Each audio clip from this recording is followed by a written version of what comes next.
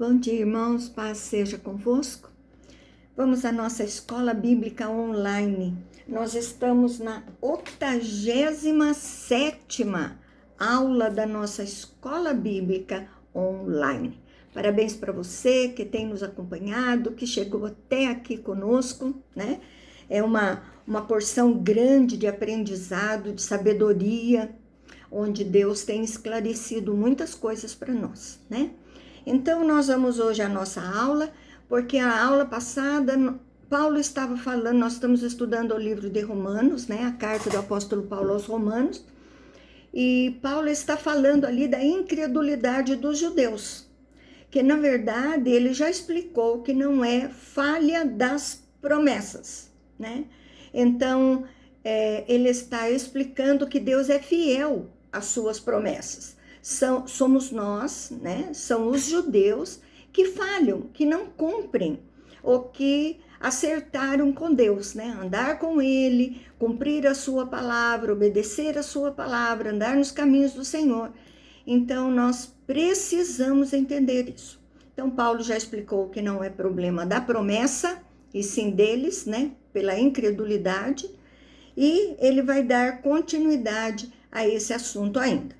Então, abre a sua Bíblia, Romanos 9, verso 11 e 13, e a palavra de Deus diz assim: E ainda não éramos gêmeos nascidos, nem tinham praticado bem ou mal, para que o propósito de Deus quanto à eleição prevalecesse, não por obras, mas por aquele que chama. Já fora dito a ela: o mais velho será servo do mais novo. Como está escrito, amei Jacó, porém me aborreci de Esaú. Então, Paulo fala aqui de Isaac e Rebeca. Ele falou na aula passada sobre o milagre, né? O milagre de engravidar, assim como Sara e Rebeca, que eram estéreis, né? Então, ele fala dos gêmeos, e Jacó e Esaú. Então, quando ainda no ventre de Rebeca, Deus disse a eles que o mais velho servo do mais novo seria. Então, Paulo vai demonstrar que existe um propósito de Deus na vida de certas pessoas, que ele chama essas pessoas de eleitos. Então, os gêmeos nem haviam nascido, não tinham praticado nenhuma obra. A escolha de Deus não foi por obras, por mérito humano, mas pelo chamado de Deus. Então, Deus faz algo por sua própria iniciativa na vida das pessoas. Então, isso não depende das nossas obras. Então, Deus já tinha determinado essa questão, e Paulo cita ali Malaquias, capítulo 1, verso 2 e 3. Abra e veja. Deus diz que existe uma escolha soberana por parte dele. Então, em meio da humanidade, Deus designou que Jacó seria o povo de Israel. Então, agora nós vamos ver que a rejeição de Israel não é falha também da justiça de Deus. Verso 14 e 15, que diremos, pois? Há injustiça da parte de Deus? De modo nenhum. Pois ele diz a Moisés: terei misericórdia de quem me aprouver ter misericórdia, e compadecer-me-ei de quem me aprouver ter compaixão. Isso ele cita Êxodo 33, 14. A escolha de Deus é livre. Quando ele determina uma escolha, não há injustiça, ele sabe o que está fazendo. Então, Deus usa a sua misericórdia de forma como ele quiser. Então, isso acontece porque todos os seres humanos são pecadores. Não é por obra humana que essa misericórdia é atraída, não é pelo que nós fazemos, né? Deus tem toda a liberdade de fazer como ele deseja. Quando ele elege alguém, toca no coração de alguém, isso é graça, é bondade. Isso é de difícil compreensão, né? Nós achamos que Deus deveria fazer para todos. Esse é o pensamento comum. Mas aqui Paulo diz que ele terá misericórdia de quem ele desejar. Então, Deus tem o seu modo de agir. Então, Deus tem misericórdia para com homens pecadores. Verso 16, 17. Assim, pois, não depende de quem quer ou de quem corre, mas de usar Deus a sua misericórdia. Pois que a Escritura diz a Faraó: para isso mesmo te levantei, para mostrar em ti o meu poder e para que o meu nome seja anunciado por toda a terra. Entende como Deus trabalha? Ele usa pessoas para o nome dele ser engrandecido. Então, nós vemos aqui que Deus não pode ser manipulado por pessoas, de maneira alguma. O foco está na vontade de Deus. Lá em Êxodo 9:16, Deus endureceu o coração de Faraó, para que a grandeza dele fosse vista, fosse mostrada a todos. É assim que ele faz. Então, nós temos muitos exemplos de Deus usando sua misericórdia e também usando seu juízo. Então, por exemplo, o Faraó. Deus conduz a história.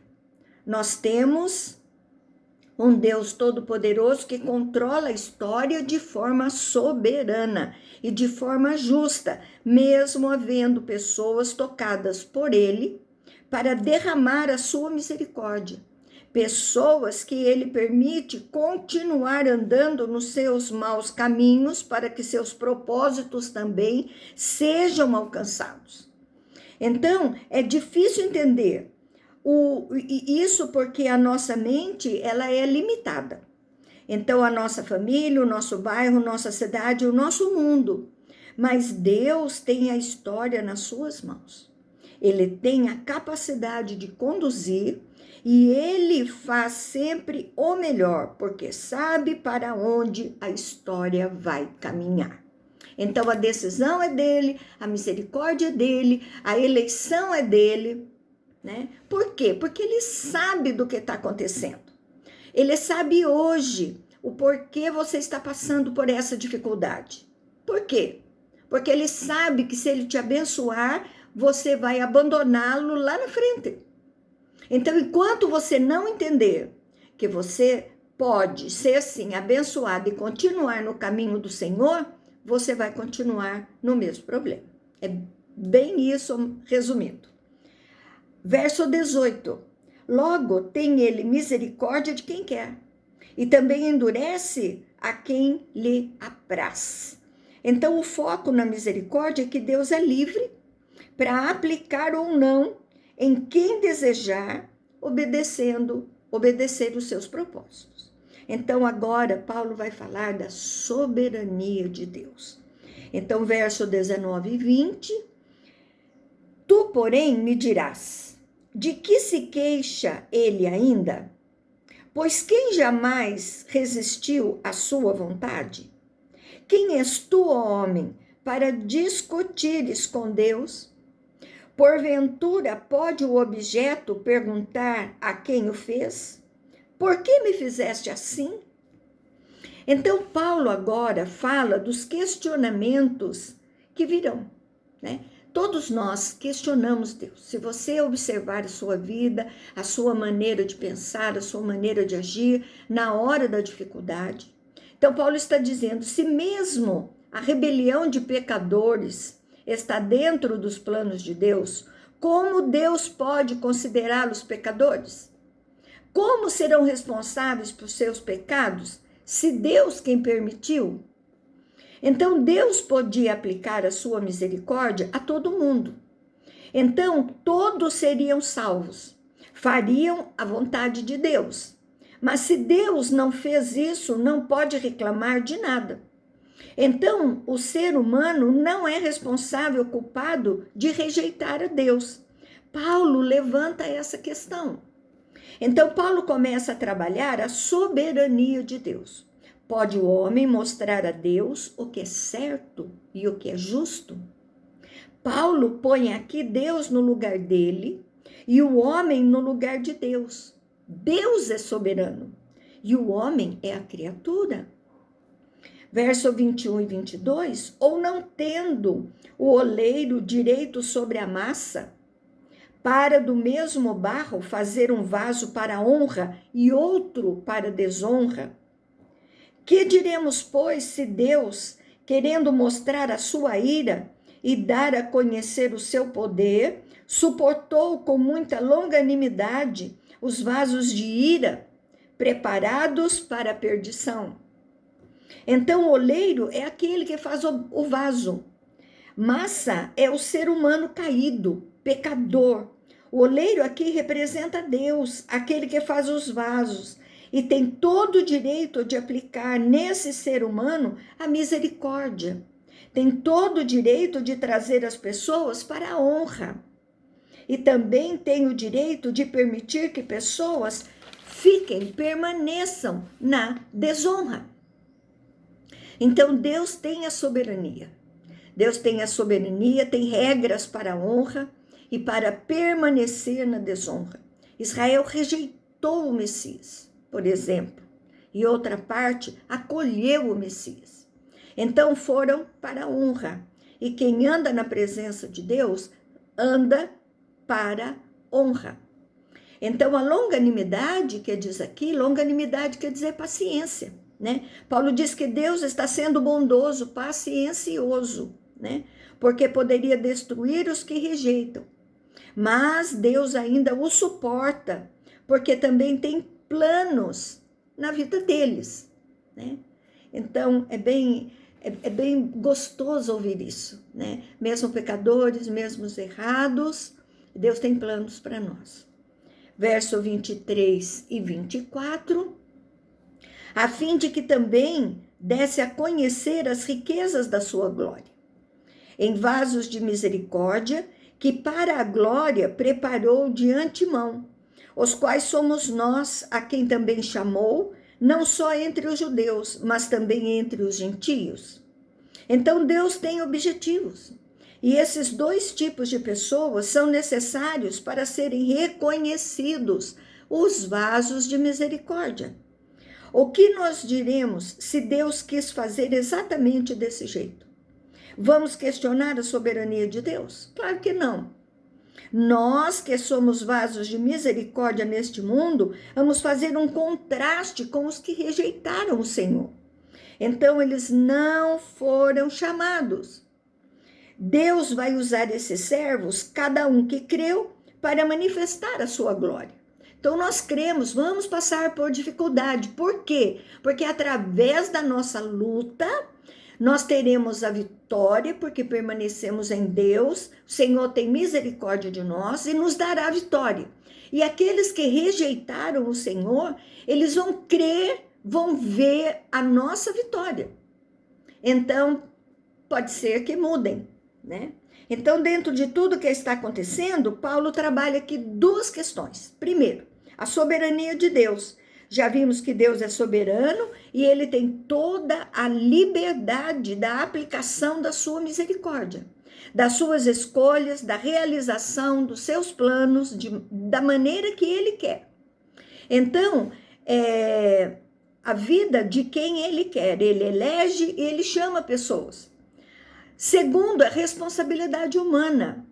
Então, Paulo vai falar que ao mesmo tempo que Deus aplica a sua soberania, os seres humanos também são responsáveis pela sua rejeição, por não terem se inclinado perante Deus.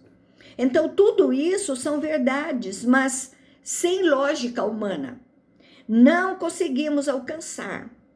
A soberania de Deus e a responsabilidade humana são duas coisas que andam paralelas por toda a Bíblia. Você tem que crer, é pela fé, né?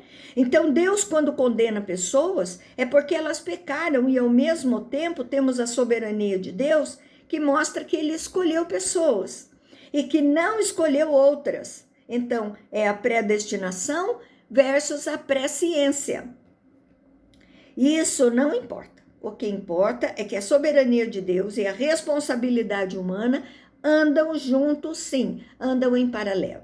Então, muitos vão falar sobre essa escolha de Deus, essa eleição de Deus, essa presciência de Deus, essa essa predestinação. Uns vão falar que é certo, outros vão falar que é errado. Não sou eu que vou questionar a vontade de Deus, né? O que eu quero é que Deus olhe para a minha vida e tenha misericórdia de mim. O que eu quero é que o Espírito Santo de Deus me mostre onde eu estou errando. Por quê? Para que eu possa continuar o chamado que Deus tem para a minha vida. Amém? Então não interessa se houve escolha, se não houve, se houve predestinação, presciência, as coisas aconteceram antes do tempo, podiam ser mudadas, que Deus tem misericórdia de um, não tem misericórdia de outro, não me interessa. O que interessa é eu cuidar da minha vida para que eu chegue até o destino para que eu fui chamada. Isso é que importa. Romanos 25 e 26, assim como também diz em Oséias, chamarei povo meu ao que não era meu povo, e amado a quem não era amada. E no lugar em que se lhes disse, vós não sois nem povo, ali mesmo serão chamados filhos do Deus vivo.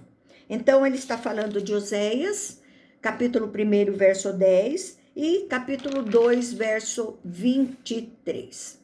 Então ele diz, foi dada essa profecia ao povo de Deus, logo depois do exílio. Ao povo que estava espalhado, não era mais um povo organizado de Deus ali. A menção de não era meu povo é sobre os gentios, né? Sobre nós. Nós não éramos povo de Deus, nós não éramos judeus, né? Que a princípio eram os escolhidos de Deus. Então Deus chamava agora quem não era de Israel. Então Paulo vai mostrar que o fato de Deus fazer um povo entre os gentios é tão grandioso, assim como Deus chamar o povo de Israel. Então havia sido rejeitado porque abandonou os propósitos de Deus. Mas mesmo assim Deus chamou. Deus chamou pessoas dali mesmo, né? Promessas a serem cumpridas com os gentios. Então, o alcance da soberania de Deus alcança todos os povos. Alcança judeus e alcança gentios. Então, onde ali está Oséias 1:10 e Oséias 2:23. Verso 27 e 28. Mas relativamente a Israel, dele clama Isaías. Ainda que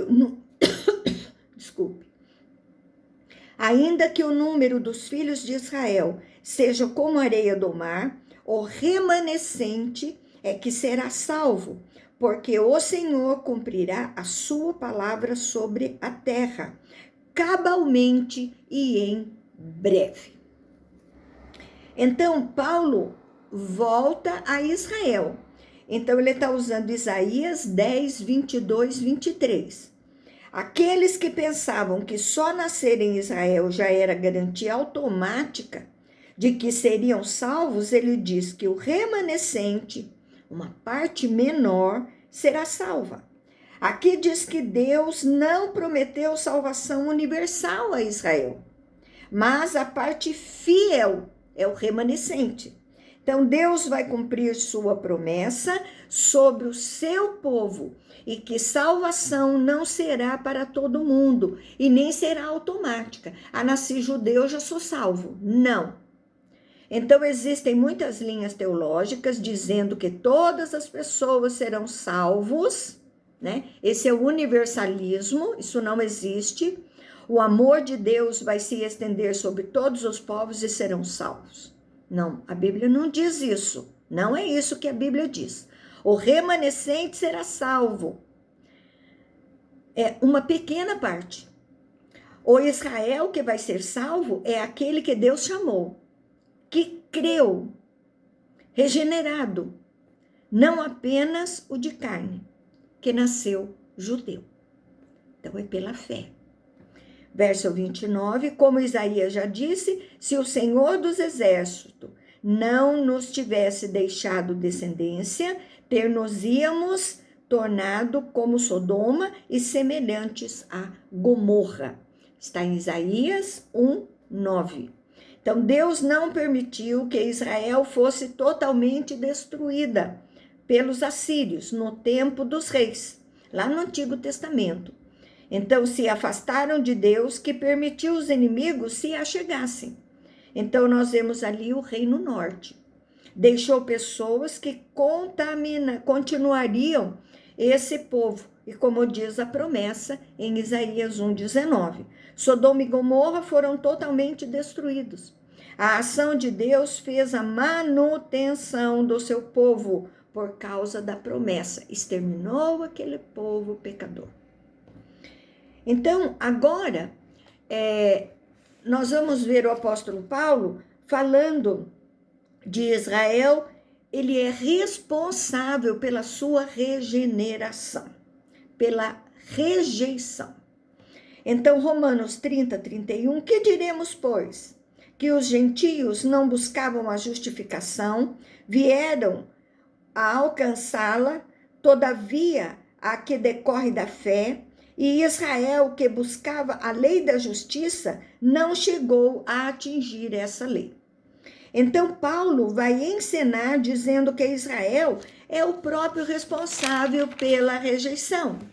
A justificação é o ato de que Deus nos torna justos perante Ele. Então, os gentios viviam sem ligar se existia Deus ou não, mas foram alcançados pelo Evangelho. Então, os judeus, a fé e a salvação. Então, os judeus tinham que buscar a salvação pela fé também. Não é porque eram judeus, andavam pela lei, eles não conseguiam 100% cumprir essa lei, então eles eram pecadores e continuavam pecadores. Então, eles tinham que buscar fé para poder ter salvação.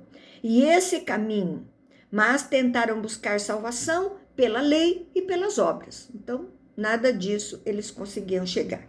Então, novamente, Paulo fala de judeus, fala de fé, fala de salvação, mas os judeus queriam andar pela lei, pelas obras e alcançar salvação. Esqueça.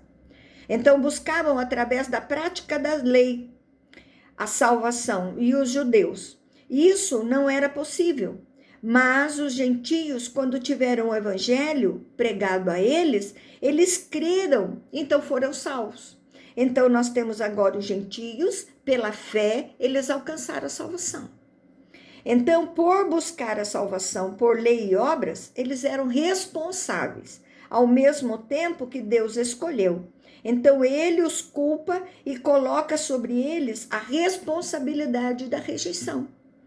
Então, por não andar no caminho correto, né? Esse é um grande mistério de Deus. Nós só vamos conhecer quando estivermos lá. Verso 32 e 33, para encerrar.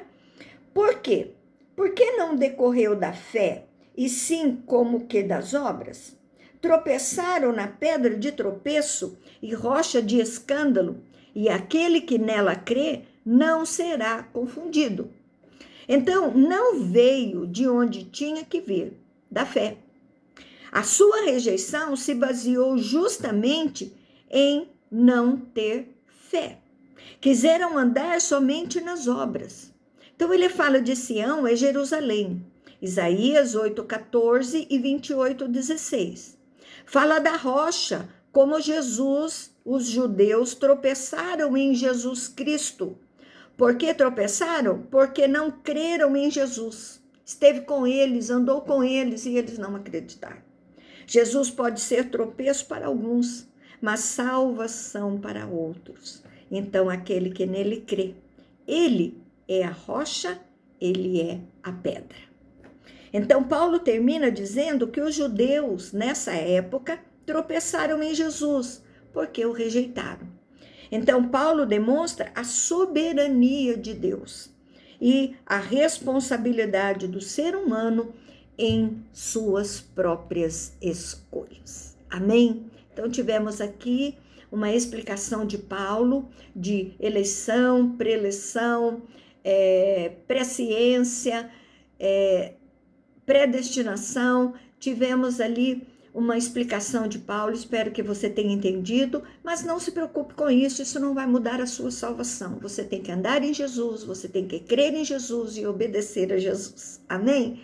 Então, fica aí o meu abraço, o meu beijo no seu coração Que você tenha aí um excelente domingo na presença do Senhor Jesus e também com a sua família. Amém? E até a próxima aula.